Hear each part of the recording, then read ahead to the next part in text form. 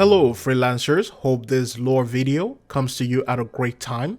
Towards the end of the critical path in Anthem, the freelancers were tasked with gathering resources and items required to build the Shield of Dawn, or the Dawn Shield as most people would like to call it.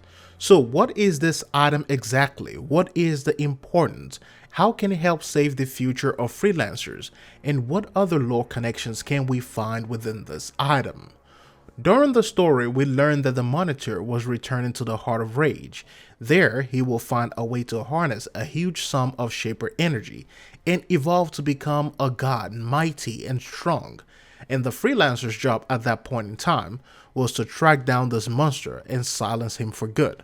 But to effectively do this, we must use the General's Dawn armor, something that ended up being impossible due to Owen's betrayal.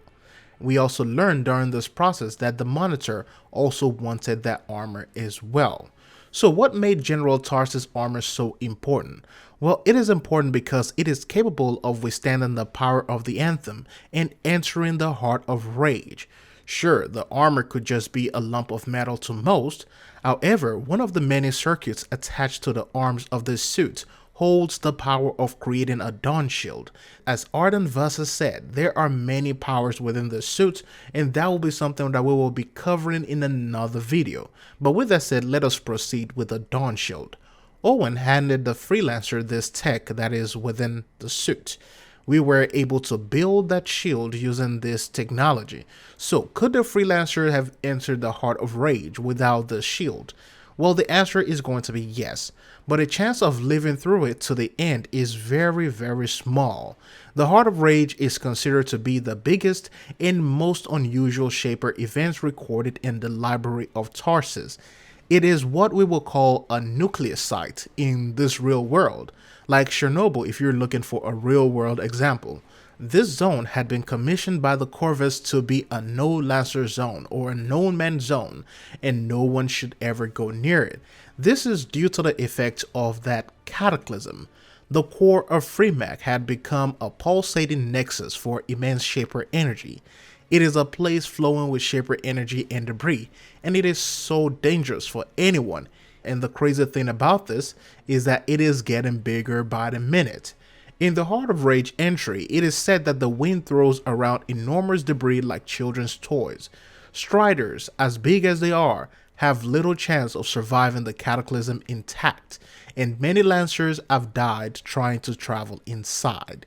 The most concerning aspect of this is that the field of this Shaper energy is constantly expanding, as I have said, and the next town, Shadowmark, had also been evacuated due to this Shaper effect. This means that the energy from this center is not only cosmic, but also physical, elemental, and psychological, since it also affects the Cypher's mind.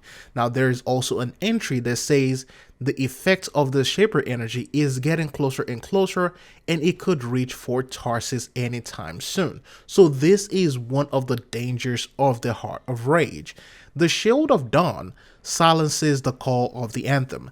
It deflects incoming Shaper energy, repels giant debris, and keeps the pilot safe from any elemental attack as well. In fact, at the end of the story, we were able to journey into the core with the help of that shield. So what could this mean for the future of freelancers? It had been written that every Lancer has the freedom to customize its own javelin as suited.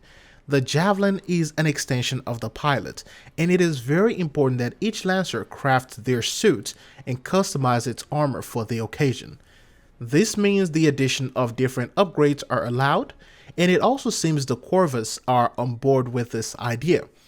Owen only gave us a chip, but from what Arden Versus said, the suit holds immense powers, and this shield is just one of them. The shield is one level of Shaper tier of passives, and we could in fact see the introduction of other Shaper technology to exist in javelins. Another great thing to point out is that since the raid content in Anthem will be deeply rooted in the Cataclysm event, new players will not be able to effectively or participate at all in the raid content. They will be able to do the general Shaper stuff and Cataclysm stuff, but the core of that content itself, they will not be able to participate in it until they have completed the game. This is because they will not have the Dawn Shield until they have finished the critical path of Anthem. This is the same reason that the Stronghold's Temple of Scars and the Heart of Rage were unlocked at the end of the game. These two zones were either rooted deeply within Shaper territory, which is the Heart of Rage, or have a lot of Shaper energy and tech around, which is the Temple of Scars. But that is going to be it for this lore entry. Feel free to leave your thoughts below about this, and also leave down your suggestions about the next lore entry as well. Thanks for watching, hope you guys liked it. Please go ahead and share this video, give it a thumbs up, and subscribe if you haven't done so already. Thanks for watching, hope you like this. I'll see you in the next one.